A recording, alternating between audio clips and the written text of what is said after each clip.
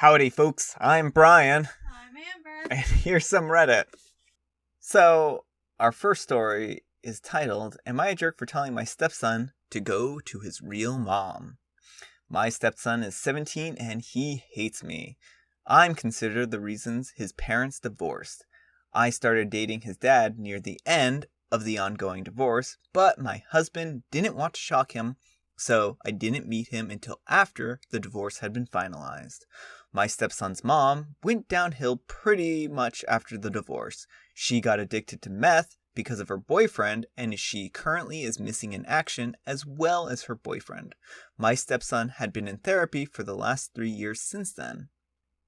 Once I got pregnant, he was extremely nasty. He constantly asked me about my baby and obviously hoped it would disappear. I gave birth successfully though, and my stepson was sulking the entire day. His father cheered him up. My stepson asked me why I ruined his parents' relationship, and I didn't really answer because I felt guilty, but he said, honestly, if it wasn't for you, my mom wouldn't be addicted and missing. I responded back with, then, if you care so much, go to her. I immediately regretted it and apologized, but the damage had been done. He went to his father and he blew up on me. He said I shouldn't have mentioned her at all, and that's what a jerk would do. But he mentioned her first. Am I the jerk for what I said? And was I being insensitive? Alright, OP. I mean, yeah, it was probably not a good way of approaching that situation. And I mean, you kind of even say it in your own post here that you kind of regretted it and apologized, so you're aware that what you said wasn't good. I mean, it's kind of like if you have an accident on the road and you're like admitting fault, then yeah, you already know you were at fault here. I mean, that's kind of the situation you're in. So yeah, I mean, you're a jerk. I mean, and things happen like this sometimes. Sometimes we say stuff that we don't necessarily mean. It's not like you were malicious. It just kind of slipped out. And I think that, this is one of those things where you probably can continue the relationship. Hopefully you two can work through it. He's blaming you, unjustly for the ending of the relationship. I mean, it sounds like you weren't even involved with his dad until pretty late into the divorce proceedings. And I guess he probably resents that because he probably feels like maybe, just maybe, if you two hadn't gotten together, then even though it was like near the end of the divorce, there was always that chance that the parents could get back together. Things weren't finalized, but you coming into the picture basically ensured that wouldn't happen, that they wouldn't get back together. He's frustrated with life. He's frustrated with the situation. His mom is, missing, and, he's scapegoating you. Is really what this boils down to.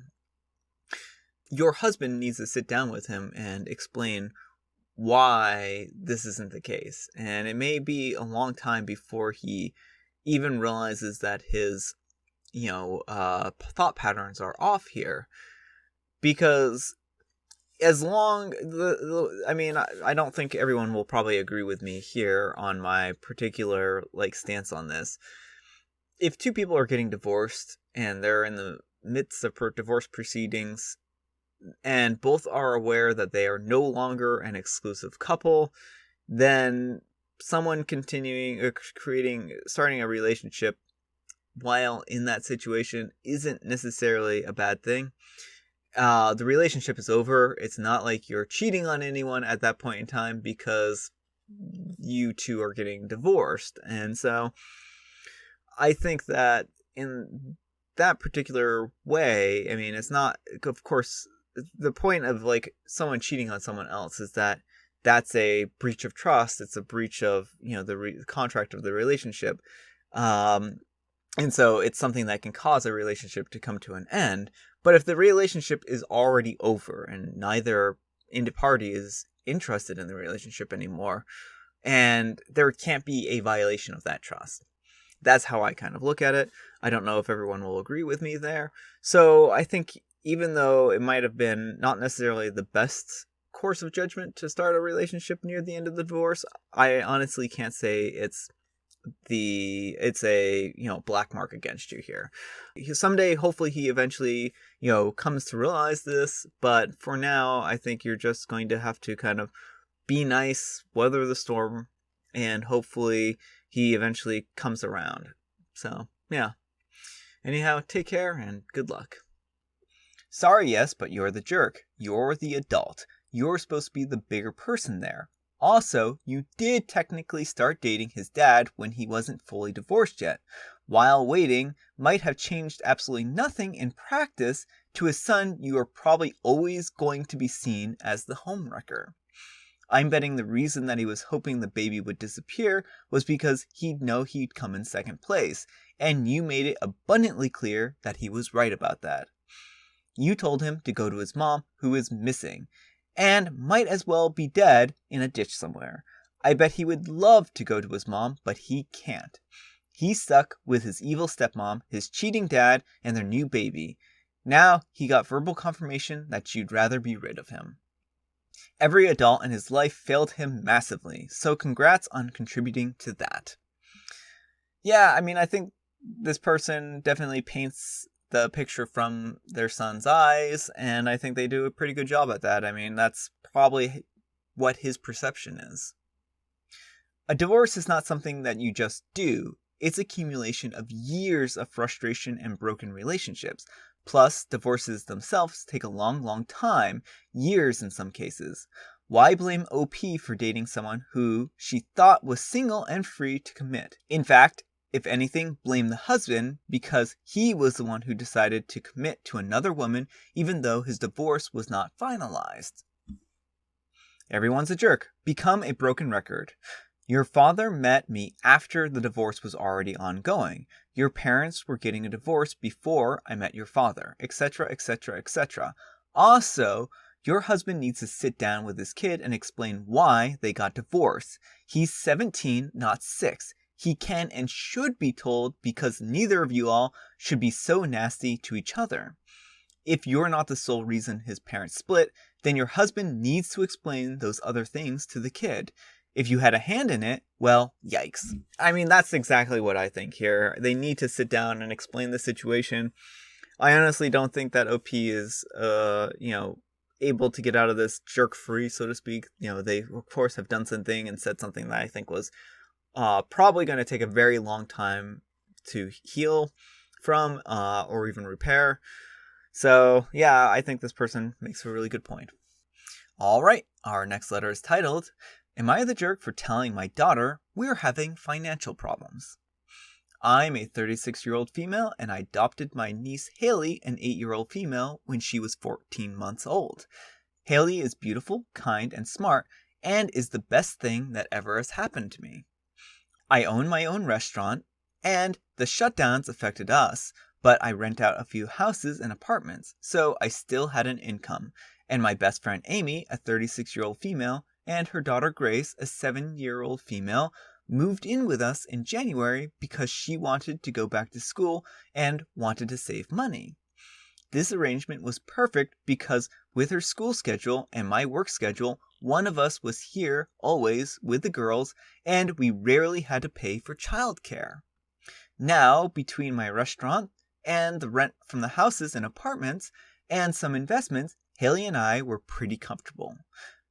There was recently a fire at my restaurant, and we're going to be out of business for a while. On top of that, one of my apartments was flooded, and the repairs aren't cheap.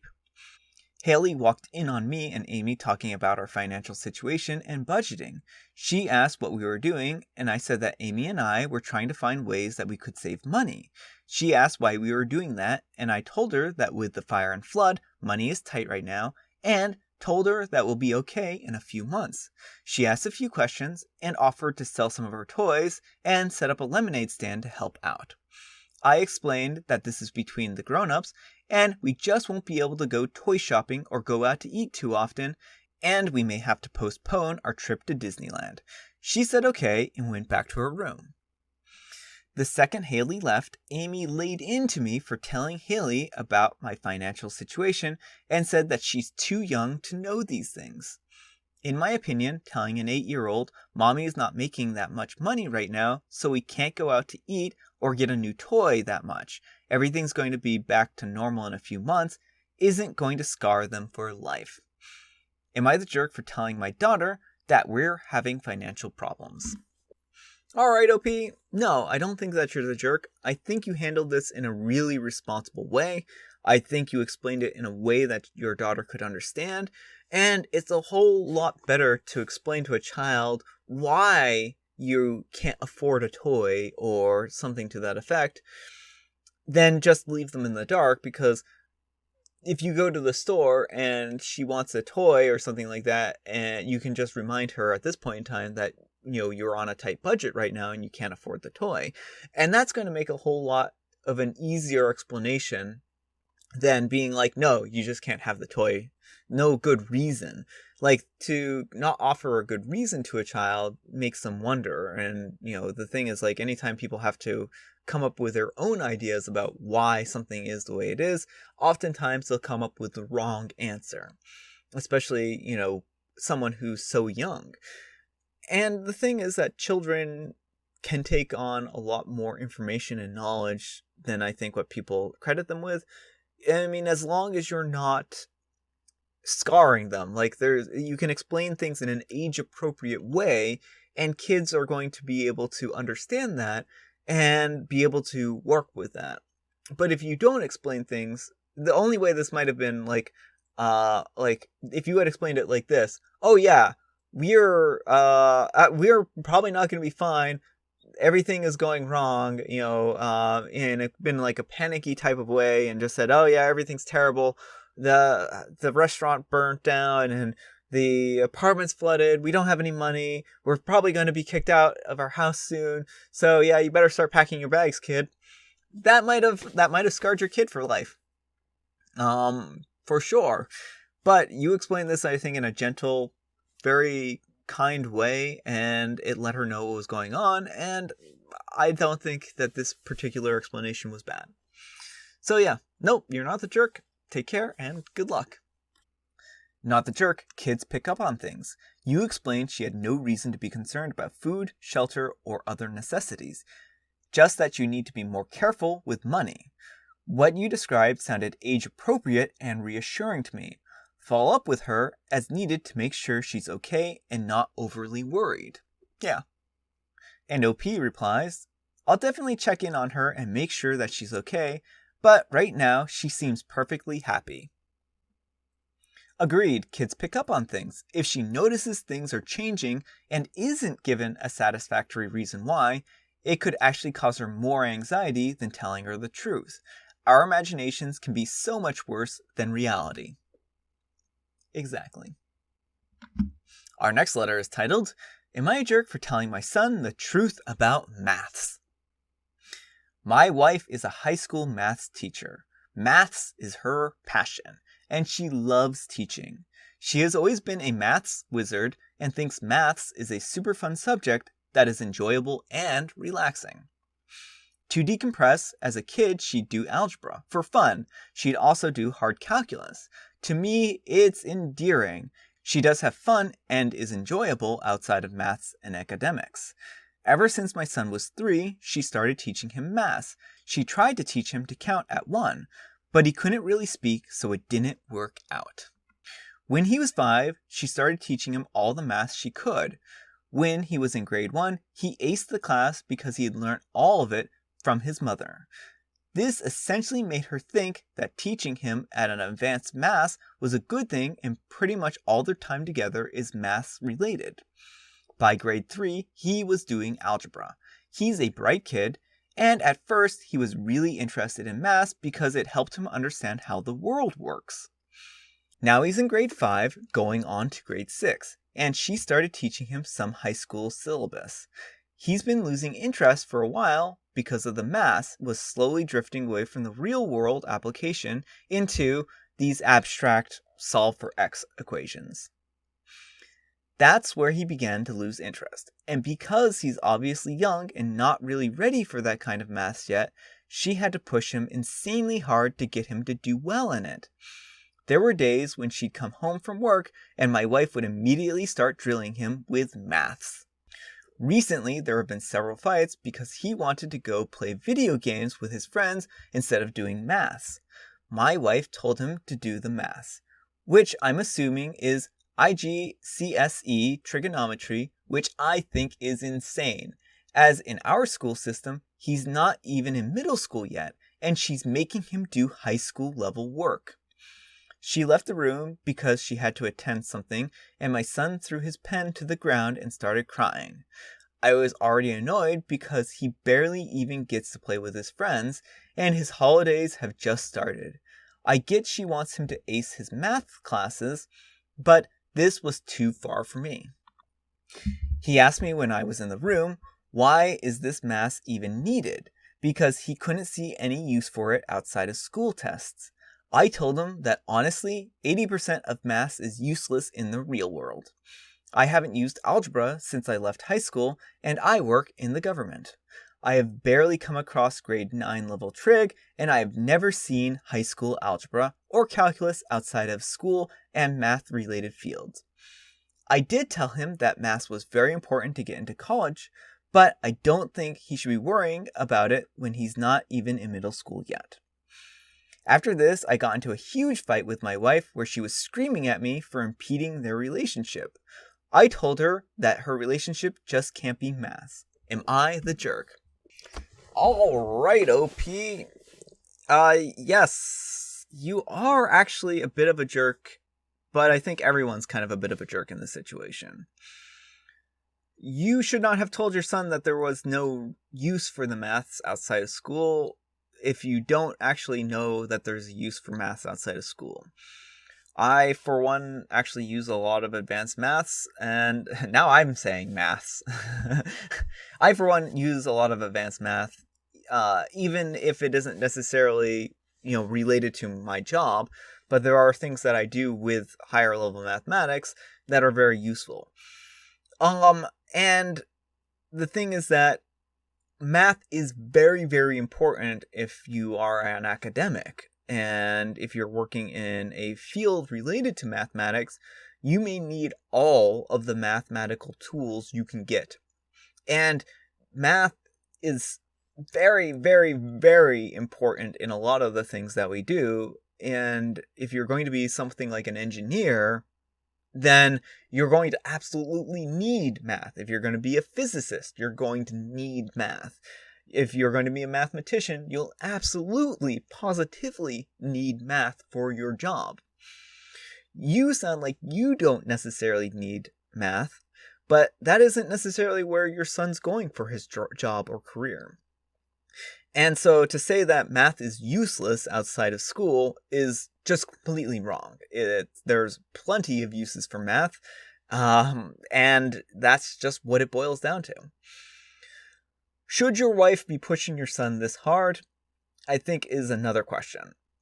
I would say that she's probably pushing him a little hard, and if it's becoming unenjoyable for him, then that could be a problem, and it might drive him away. It might do the opposite of what she's trying. But she's trying to get him prepared for, a math-intensive field. And she wants to share a passion that she has with her child. And in some ways, she might just be frustrated because she felt like for a long time, she and him had this one thing that they could connect over. But now, they no longer have this connection, this relationship. And so it probably bothers her a lot to see her son drifting away from her.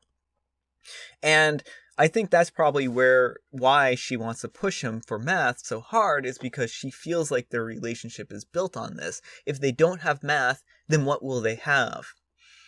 And so I think that's why she feels like the relationship between her and her son might be ruined if he doesn't think there's a point for this mathematics. Your wife does need to sit down and explain to him what the purpose of this math is. And that way he can kind of start to gain some concrete examples from this. And the thing is that sometimes these abstractions on mathematics don't necessarily seem to have clear relationships to the world, but they really do. And if you get into something like differential equations, which is, probably the eventual place your son's going to get, those allow you to do things like model weather patterns. They let you model, basically any kind of complex system that wouldn't be able to be done with, your basic algebra or calculus. And then you can get into even higher mathematics, with like sets theory and abstract algebra. And at a certain point, mathematics becomes a tool for helping other fields to develop new knowledge. So there's a lot of good use in here. So she should be able to sit down with him and explain the use of these mathematics. And hopefully, after doing that and giving him some concrete examples, it might make him a little more interested in them. So I think she just needs to start tailoring the curriculum towards his interests as opposed to just giving him these abstractions. Just my thoughts. So anyhow, take care and good luck. Everyone's a jerk. I'm a math teacher. Forcing math or any learning down a young children's throat will do more harm than good. My daughter is talented at math. We do not do math together at home beyond her schoolwork. She is 5. She needs to be 5. So when she is home, she plays, spends time with her family, and has fun. However, I can't tell you how difficult it is to teach a child secondary level who has a commentary from home of math is pointless, you'll never need this. As soon as the kid says, well, my mom or dad says, blank, my heart sinks. Math has many real-world applications, and honestly, even if those things aren't things that the person wants to do, a whole load more of doors are open to a student who gains a decent math grade at the GCSE. You and your wife need to sort out yourselves. Between you are entirely sabotaging his education, and her by making him resent it. You are undermining its importance. Alright folks, that's all the time we have for today. I hope you enjoyed today's video. If you did, consider giving me a like. If you didn't, consider giving me a dislike. Thanks so much for watching, and I'll see you all tomorrow.